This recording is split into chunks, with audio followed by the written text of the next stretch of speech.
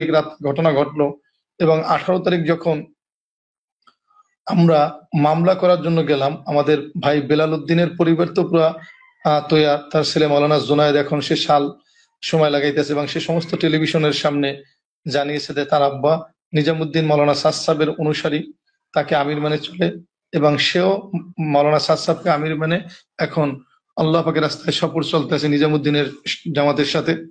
কি জানতে পেরেছেন আসলে? আব্বু তো তাবলিগের সাথে দীর্ঘদিন ধরে আছে, একেবারে আব্বু এসএসসির পরে থেকেই মূলত তাবলিগের সাথে মেহনত করে। আব্বু নিজামুদ্দিন মাদ্রাসাতেই নিজামুদ্দিনের অনুসারী হিসেবে মেহনত করে যাচ্ছিল দীর্ঘদিন, এখনো আছে আর কি। কালকে রাতে ঢাকায় আসে, রাজবাড়িতে সফরে ছিল, ওইখান থেকে আর কি আজকে 4টার দিকে যখন মাঠে যাওয়ার ফয়সালা হয় বা যারা যায় টঙ্গীর টিন শেড, যেটা আর কি টিন শেডের পাশে, ওইখানে কিছু লোকজন যারা ছুরি চাপাতি এগুলি হাতে নিয়েছিল, যারা শুরুর দিকে ঢুকছে বা একটু এদিক সেদিক পাইছে, তার ভিতরে আব্বু একটু অসুস্থ মাজুর, তো ওইখান থেকে আর কি আব্বু ওইভাবে তো আর হাঁটতেও পারে না, বয়সও। এরপরে আর কি আব্বুকে সর্বপ্রথম আর কি বুকেই ছুরিটা আঘাত দেয়, দুই পাঁজরে আঘাত দেওয়ার পর আব্বু এখানেই নুয়ে পড়ে। তখনও আমি বা আমরা কেউ তো পাশে ছিলাম না, অন্য যারা সাথীরা ছিল তারা হসপিটালে নিয়ে আসে। আমরা আর ওইভাবে খোঁজাখুঁজি করে যখন পাচ্ছিলাম না, তখন আর কি পত্রিকা এসে জানতে পারি যে বেলাল হোসেন নামে একজন আল্লাহ রাস্তায় এসে নিহত হয়েছে, শহীদ হয়েছে। পরবর্তীতে আর কি ঢাকা মেডিকেলে নিয়ে আসা হয়েছে। আচ্ছা, নিজামি মানে বলতে সাতপন্থী যাদেরকে বুঝাই এটা নাকি? নিজামুদ্দিন মার্কাজের তো জিম্মাদার বা মৌলানা সাদের অনুসারী আর কি, আমির সাহেব আমির মাইনা মেহনত করে, তো ওই নিজামুদ্দিনের অনুসারী হিসেবে আব্বু দীর্ঘদিন ধরে ছিল। উনি বলার পরে আমরা ফরিদপুর, উনি লাশ নিয়ে ফরিদপুরে গিয়েছে, এখানেও একটা পরিকল্পনা ছিল তাদের, কারণ আমরা চেয়েছিলাম মাঠে টঙ্গীর ময়দানে তার লাশ নিয়ে আসতে, কিন্তু প্রশাসন পুরা মানে সিকিউরিটি দিয়ে আমাদের কোনো কথা শুনেনি। প্রশাসন লাশ নিয়ে ফরিদপুর চলে গেছে, তাদেরকে গাড়িতে করে নিয়ে গেছে। আর জোবারপন্থীদের লাশ কাক্কেল মসজিদে নিয়ে আসছে, মানে এখানে লাশের রাজনীতি করছে পরিকল্পিতভাবে তারা। আল্লাহ হেফাজত করুক। লাশের রাজনীতি করে তারা পরিকল্পিতভাবে আমাদের লাশকে টঙ্গীর ময়দানে আসতে দেয় নাই বা ঢাকার ভিতরে রাখতে দেয় নাই। তারা চিন্তা করছে আমাদের বড় মজমা, হয়তো বা লাশ নিয়ে আমরা কিছু করব, এরকম তাদের এক নোংরা ধারণা ছিল। আমাদের ভাইয়ের আমরা জানাজা পড়তে পারিনি, লাশ প্রশাসন নিয়ে গেছে, তারা গাড়িতে করে নিয়ে গেছে ফরিদপুরে, সাথে তার ফ্যামিলির লোকজনকে নিয়ে গেছে। আমাদের সাথীরা ছিল, তাদেরকে নেয় নাই, শুধু ফ্যামিলির লোক নিয়ে গেছে। আর তাদের লাশকে কাক্কাইল মসজিদে নিয়ে এসে তারা জানাজা করছে হেফাজতের লোকজন সহ। পরবর্তীতে মৌলানা জুনায়েদ যেহেতু ফরিদপুর চলে যায়, সেহেতু ওই দিনকার রাত্রে আমরা মামলা করার জন্য যাওয়ার পরে প্রশাসনের লোক বলছে যে তার ছেলে আসুক, ছেলেকে নিয়ে আসেন বা তার রক্তের সম্পর্কের কোনো আত্মীয়কে নিয়ে আসেন, তারা মামলা করুক, তারা মামলা করলে এটা গ্রহণযোগ্য হবে, ভালোভাবে বুঝাইছে আমাদেরকে। আমরা বললাম যে ঠিক আছে, যৌক্তিক কথা, ঠিক আছে, তাহলে আমরা আগামীকালকে আসি। মামলা সব ড্রপ নিয়ে গেছি। পরে আমরা শুনি যে 19 তারিখ সংবাদ সম্মেলন শেষ করে আমরা যখন ওয়াসিফের বাসায় চলে গেছি, মজ ভাই চলে গেছি উত্তরা, আর আমরা সবাই গেছি আমরা ওয়াসিফের বাসায়। ওখানে বসে আমরা সংবাদ সম্মেলনের শেষের পরে ওই মামলার ব্যাপারে আমাদের একটা জামাত আবার যাবে, সে ওখানে ওয়াসিফের বাসায় সবাই আমরা কয়েকজন গেছি। যার পর ওখান থেকে নামাজ শেষ করে আমরা যখন আসবো, বাসার দিকে আসতে আসি, তখন শুনি যে ওরা 29 জনের নামে মামলা করছে। রাস্তায় বেশি আমরা শুনতে পাই, আমাকে এক সাংবাদিক ফোন দিয়ে জানাইলো যে আপনাদের নামে 29 জনের নামে মামলা হয়েছে, আপনার নামও আছে, ওয়াসিফ ভাই 1 নম্বর আসামি। এ ব্যাপারে আপনাদের প্রতিক্রিয়া কি? আমরা বলছি যে আমরাও মামলা করার জন্য ইতিমধ্যে আমাদেরকে সাথে আবার আমরা তার পরিবারের লোক সহ, বেলাল ভাইয়ের পরিবারের লোক সহ টঙ্গী পশ্চিম থানার উদ্দেশ্যে রওনা করছে অ্যাডভোকেট সহ। পরে যাওয়ার পরে দেখি যে আমাদের মামলাকে তারা আর গ্রহণ করে নাই, এবং তারা যে মামলা করছে 3 জন হত্যা মামলা, 3 জনের ভিতরে তারা বেলাল হোসেন ভাই যে আমাদের সাথী, আর 2 জন ব্যাপারে পরিচয় এখনো তারা পরিকল্পিত, মানে সে কোন দলের সেটা আমরা তখনও ক্লিয়ার হইনি, কোন পক্ষের। পরবর্তীতে আমরা যখন শুনতে পেলাম যে আমাদের মামলা গ্রহণ করতে আসে না, তাদের মামলা নিয়ে এসে এখন বলছে যে আপনাদের আর মামলার দরকার নেই, মামলা তো একটা হয়ে গেছে। তাহলে তাদের মামলা হয়েছে বাদীকে আলম সাহ, কিশোরগঞ্জের আলম সাহ, যে 3 জন নিহত হয়েছে তার রক্তের সম্পর্কের কেউ না বাদী।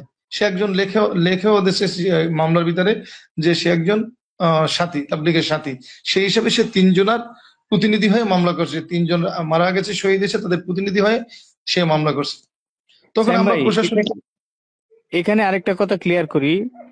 মানে আমাদের পক্ষ থেকে আমাদের মুরব্বীরা যখন গেছে মামলা করতে, তখন আমাদের মুরব্বীদেরকে বলা হয়েছে যে ভিকটিমের পরিবারের লোকজনদেরকে নিয়ে আসেন, আপনাদের মামলা নেওয়া হবে। আর ওই ভাই যে কিশোরগঞ্জের, উনি তো ভিকটিমের কেউ না, তো উনি মামলা করছেন আর সাথে সাথে সেই মামলাকে অ্যাকসেপ্ট করে নিছে। বিষয়টা জি তো জি জি এরকমই হয়েছে না? জি জি জি আচ্ছা আচ্ছা, জি জি বলেন, জি। মামলা করতে যায় নাই, এখানে আমি একটু সংশোধন করি। আমাদের কিন্তু মুরব্বীরা মামলা করতে যায় নাই, মামলা করতে গেছে তার পরিবারের লোক নিয়ে। আমাদের কয়েকজন সাথী গেছে এবং অ্যাডভোকেট সহ গেছে আমরা মামলা করতে। কিন্তু তারা যে মামলা করছে ও মামলা তাদের পরিবারের কোনো লোক, 3 জনের কারো পরিবারের লোক ছিল না। তখন আমরা প্রশ্ন করলাম থানার ওসি সাহেবকে এবং ওখানে আরো যারা উদ্যতন কর্মী তাদেরকে বললাম যে গতকালকে আপনারা বললেন রক্তের সম্পর্ক লোক নিয়ে আসেন, তা আজকে যে তারা মামলা করলো কোনো রক্তের সম্পর্কের লোক না, ভিকটিমের। এন্ড আপনার আমাদের বিষয় আমাদের যে সাথে শহীদ হয়েছে তাকেও তো এই মামলায় উল্লেখ করছেন আপনি। এভাবে অনেক কথাবার্তা বলার পরে তারা বলছে যে ভাই এই ব্যাপারে আমাদের সাথে কথা বললেন, আমাদের উদ্যতন কর্মকর্তার সাথে কথা বলেন। এটা উপরের মহলে থেকে যেভাবে আছে সেইভাবে ডাইরেক্ট হিসেবে স্বীকার করছে যে আপনারা উপরের মহলে যোগাযোগ করেন। এভাবে অনেক কথা বললো, অ্যাডভোকেট সাহেব অনেক কথা বললো, কিন্তু তারা কোনো কথা শুনলো না। পরের দিন আবার মানে এই কথা শোনার পরে আমরা কোর্টে আমাদের অ্যাডভোকেট সাহেব সহ ভিকটিম তারা কোর্টে বাদী যে কোর্টে যে গাজীপুর কোর্টে মামলা রুজু করার জন্য আবেদন করি। তাই গাজীপুর কোর্টেও মামলা গ্রহণ করেনি। তার মানে গাজীপুর এখানেও মামলার বিষয়েও আমাদের সাথে রাজনীতি করা হয়েছে এবং আমাদের সাথে বৈষম্য করা হয়েছে। হ্যাঁ, পরে গাজীপুর কোর্টে যখন মামলা গ্রহণ করেনি তখন আমরা হাইকোর্টে, আমরা গত সপ্তাহে হাইকোর্টে মামলা এটা রুজু করা হয় এবং হাইকোর্ট থেকে অর্ডার দেওয়া হয় যে এই মামলাটা ইতে আপনার ওই এন্ট্রি করা হোক, এজাহার হিসাবে আমাদের মামলাটা এন্ট্রি করা হোক। এবং তার ছেলে জোনায়েদ, সে যেহেতু সবাই লাগাইতে আছে, তার ছেলে তো সবসময় দৌড়াদৌড়ি করতে পারে না, সেইখানে ছেলে 300 টাকার স্ট্যাম্পে লোটারি করে দিয়েছে এবং পাওয়ার দিয়ে দিয়েছে যে এই মামলা করার জন্য আমি সমস্ত পাওয়ার দিয়ে দিলাম, আমার বাবার ব্যাপারে মামলা করতে যাকে জিম্মেদারি দিয়েছে সে মামলা করতে পারবে। সেই হিসাবে হাইকোর্টে মামলা ওটা গ্রান্টেড হয়েছে এবং হাইকোর্ট থেকে একবারে লিখিত মানে অর্ডার আসছে যে এই মামলাকে গ্রহণ করা হোক। এইটা হলো যে আমাদের মামলার অবস্থা। এইখানে আমি থামি, তারপর আমি এখন আমাদের জামিনের বিষয়টা আসি। আপনার যেহেতু এইটা আলোচনা শুরু হলো, এটা আমরা ক্লিয়ার করি। তো যখন গত সপ্তাহে এই রায়টা আসলো হাইকোর্ট থেকে, আসার পরে আমাদের ওই যে বাদী বিলাল সাহেবের মামলার যে বাদী, ওনার নামও আপনার বিলাল। তা যখন বিলাল সাহেব মামলা করতে আপনার গাজীপুর কোর্টে গেছে, কোর্টও আবার মামলা আপনার গ্রহণ করছে। থানায় যখন পাঠানো হয়েছে, থানায় মামলা গ্রহণ করে। থানায় গত 3 দিন যাবত, আজকের থেকে গত 3 দিন যাবত থানায় প্রত্যেক দিন যাচ্ছে, এই অফিসার ওই অফিসারকে দেখাইতে আছে, ওসি সাহেব কমিশনার ডিসি সাহেবদেরকে দেখাইতে আছে, তারা কেউ মামলা গ্রহণ করে নাই। আজকে আমরা কালকে জামিন হওয়ার পরে আজকে আমরা 6 জনের একটা জামাত, আমরা গতকালকে আমরা একটা ফয়সলা করছিলাম যে আমরা থানায় একটা কিছু সাথী নিয়ে এবং অ্যাডভোকেট সাহেবদেরকে নিয়ে, মিডিয়ার কর্মী ভাইদেরকে নিয়ে আমরা যাব। এই কথা শোনার পরে আমাদেরকে প্রশাসনের লোক গাজীপুরে তারা আমাদের সাথে যোগাযোগ করছে, সকাল 10টায় 5-6 জন আসে, আর অন্য কেউ আনার দরকার নাই, মিডিয়াকে আনার দরকার নেই। পরে আমরা এবং আমরা এই ব্যাপারে সিদ্ধান্ত নেব, মামলার ব্যাপারে আমরা সিদ্ধান্ত গ্রহণ করা। আসলে মামলা তো কোর্ট নির্দেশ দিয়েছে, হাইকোর্ট, মহামান্য হাইকোর্ট নির্দেশ দিয়ে দিয়েছে মামলা করার জন্য। এখন বাধ্য থানা মামলা নিতে, কিন্তু তারা গড়িমসি করতেছে গত 3 দিন যাবত। পরে যখন ওনার সাথে কথা বলার পর আমরা আশ্বস্ত হইলাম যে ঠিক আছে, তাহলে আমরা আজকে সকাল 10টায় আমাদের টাইম দিয়েছে, আমরা 6 জনের একটা জামাত আজকে আমরা 10টার সময় গিয়ে পুলিশের যে ডিসি গাজীপুরের ওনার সাথে দেখা করি এবং ওনার সাথে আমরা লম্বা সময় কথাবার্তা বলি। সে আমাদেরকে যেটা বললো যে আপনাদের মামলা যেহেতু একটা মামলা হয়ে গেছে, এই মামলাটার এগেনস্ট আর মামলা এটা বিধান আছে কিনা, সেই জন্য আমরা আপনাদের মামলার কপিটাকে আমরা আইন শাখায় পাঠাইছি। আইজিপি মহোদয়ের কার্যালয় আইন শাখায় পাঠাইছি। তখন আমরা বললাম যে হাইকোর্ট আমাদেরকে নির্দেশনা দিয়ে দিয়েছে, আপনাদেরকে নির্দেশনা দিয়ে দিয়েছে, আপনাদেরকে অর্ডার দিয়ে দিয়েছে, হুকুম করে দিয়েছে যে মামলা গ্রহণ করার জন্য। তাই হাইকোর্ট কি আইন বোঝে না? আপনারা আবার আইন শাখায় পাঠাচ্ছেন, আপনারা এই গড়িমসি করতেছেন কেন? আজকে বৃহস্পতিবার, আজকে মামলা না নিলে আমরা শুক্র শনি 2 দিন আমরা আরো আমরা পিছিয়ে যাব। তখন অনেক কথাবার্তা পরে বলে সে মানে অপারগতা প্রকাশ করলো যে না, আমাদের পক্ষে সম্ভব না মামলা গ্রহণ করা, যেহেতু এটা আমার আইন শাখা থেকে নিয়ে আসবে। তখন আমরা তাদেরকে প্রশ্ন করলাম, ভাই যখন আমাদের, আপনি বলছেন একই ঘটনায় 2টা মামলা হবে না, আমরা যখন আপনার আর আমাদের গাড়ি ভাঙলো এই 17ই ডিসেম্বরের আগে, যখন 12ই ডিসেম্বর রাতে আমাদের সাথীদের নৃশংসভাবে আপনার এই থানার অফিসের সামনে বসে আমাদের গাড়ির উপর আঘাত হানলো, 5 জন সাথীকে আহত করলো, ওই ব্যাপারে আমরা রাতেই মামলা করলাম। পরের দিন শুনি যে তারা আবার আমাদের বিরুদ্ধে মামলা করছে যে আমরা গাড়ি উঠিয়ে দিছি।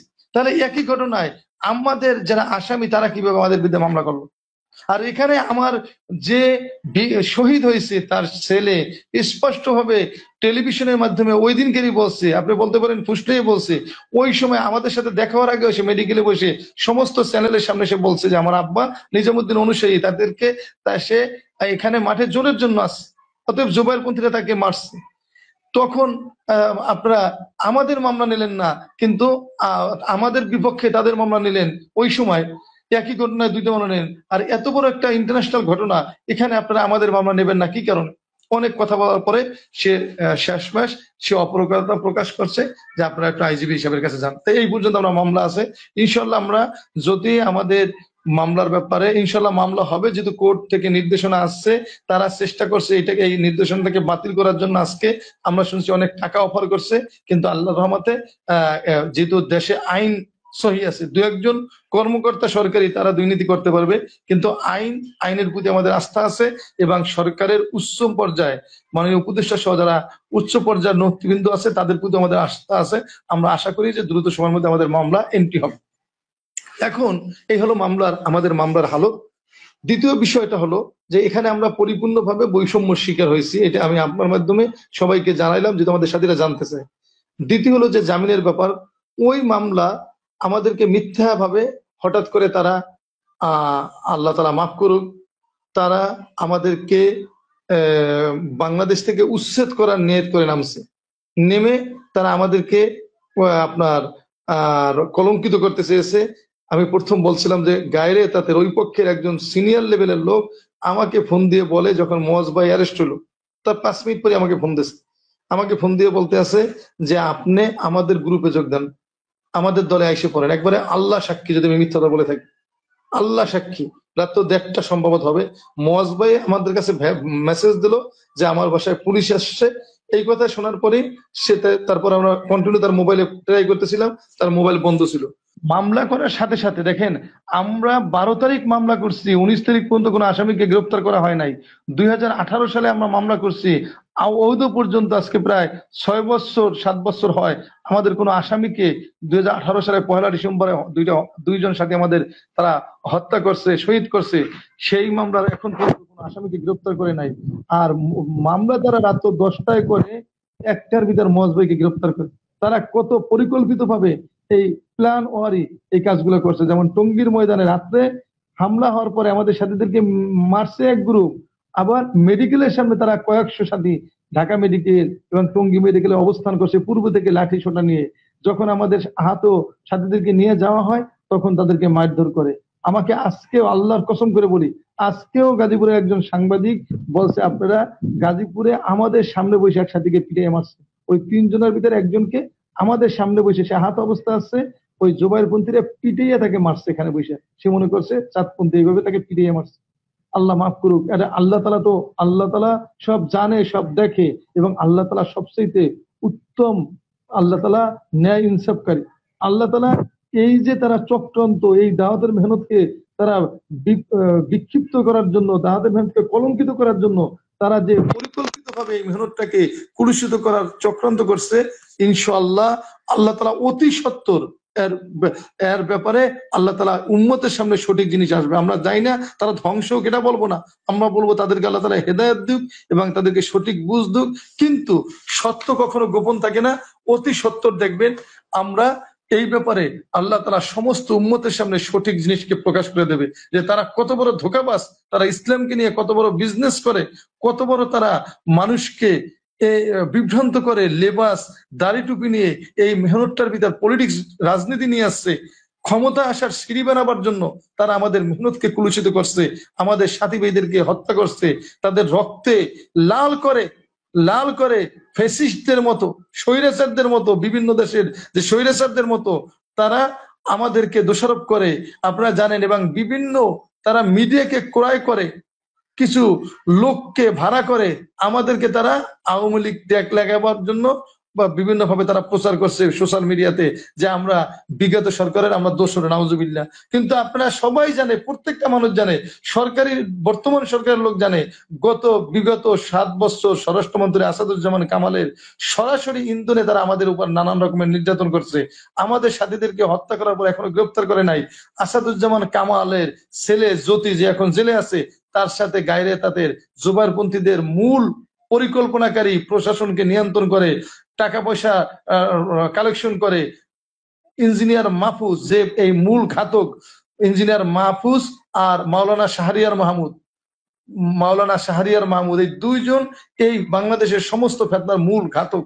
এই দুইজন বিভিন্নভাবে ফ্যাসিস্ট সরকারের, আওয়ামী সরকারের স্বরাষ্ট্র উপদেষ্টার ছেলের সাথে ব্যবসা করে আমাদের বিরুদ্ধে, পারিবারিক ভাবে সে ব্যবসা করত এবং আমাদের বিরুদ্ধে ওই জিনিসটাকে নিয়ে সুবিধা নিয়ে আমাদেরকে নানান রকমের নির্যাতন করছে, আমাদের সাথীদেরকে বিভিন্ন জায়গায় মারধর করছে। প্রত্যেকবার প্রথম ইস্তেমা এসে আমাদের হজরতজিকে ইস্তেমা আসতে না, এই সমস্ত করত তারা বিগত সরকারের আমলে। আপনারা জানেন প্রত্যেক ইস্তেমার আগে এই যে মামুনুল হকরা, এই হেফাজতের নেতারা ইস্তেমার আগে ওই মাহফুজের নেতৃত্বে তারা আপনার প্রধানমন্ত্রীর সাথে, শেখ হাসিনার সাথে, তৎকালীন যে স্বৈরাচার প্রধানমন্ত্রী শেখ হাসিনার সাথে দেখা করত এবং তারা দাবি করে আসতো মাওলানা সাদ সাহেব যাতে আসতে না পারে।